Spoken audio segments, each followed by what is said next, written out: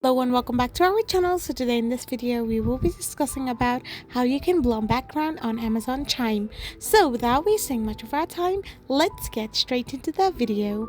So to blur your background on Amazon Chime, all you need to do is simply tap open the app itself. So once you tap open the app, you will end up in this kind of interface where all you need to do is simply tap on the settings option. There you can find the background blur option, so simply tap on it and you can see the level of background blur strength you can adjust. So it's from none, low, medium and high. So you can simply select from all these four options. Simply make your background blur strength accordingly. So after you do so, your background will be blurred during the meetings and calls according to the strength that you had previously selected.